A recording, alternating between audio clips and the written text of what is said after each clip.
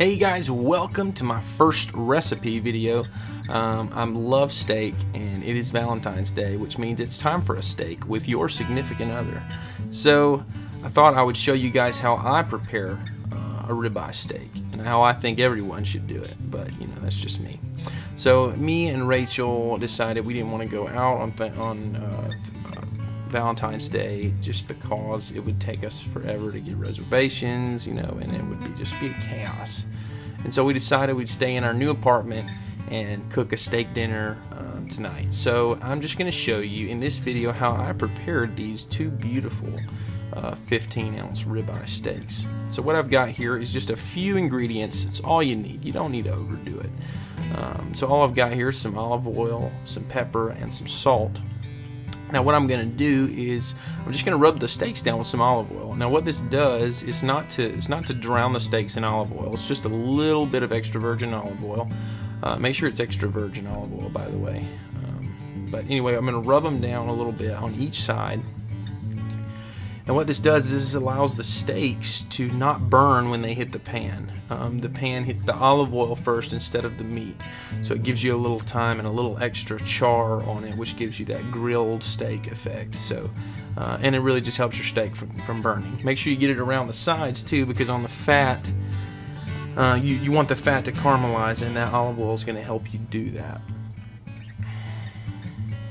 So we're putting a little salt, a little pepper on these bad boys. Man, those are some beautiful looking steaks and I'm really excited about it. We've actually already eaten the steaks and they were amazing. So they were awesome. Look at those things. Now let's show you how to cook them. So I got a stick of butter here. We're going to take half a stick of butter and one clove of garlic. That's all you need. That's all you need, and we're done with ingredients.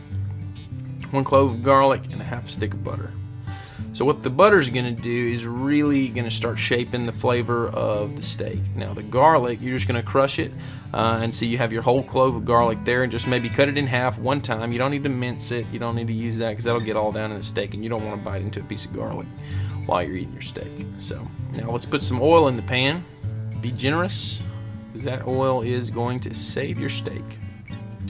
Now this is if you can't cook it on a grill. If you want to cook it on a grill, go ahead, but I'm starting to like the pan-cooked steak even more. I don't know why, I think it's just preference. Probably because I can't have a grill where we live at right now. So anyway, we're going to make sure that your pan is piping hot. It's got to be super hot so that when you lay the steaks in there, they don't soak up a bunch of stuff. They're just going to lay down in there and start sizzling. You want to hear that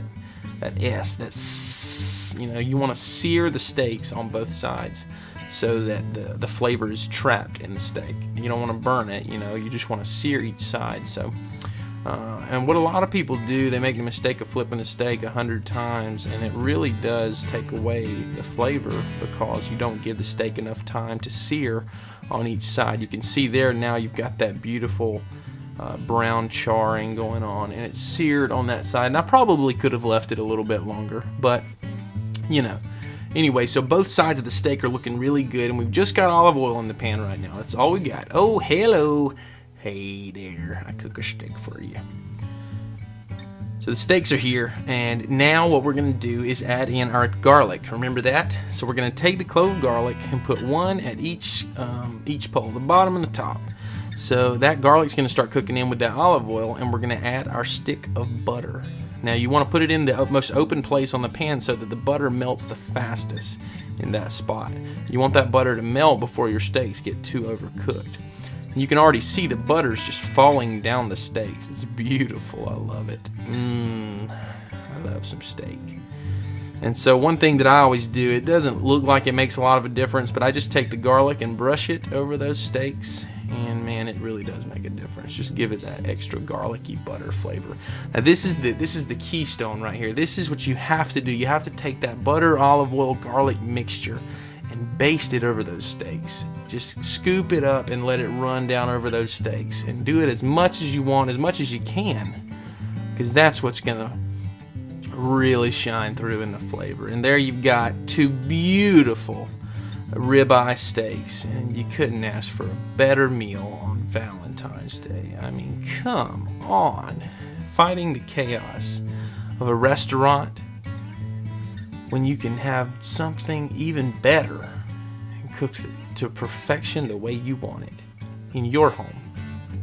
So that, my friends, that is how I cook a ribeye steak.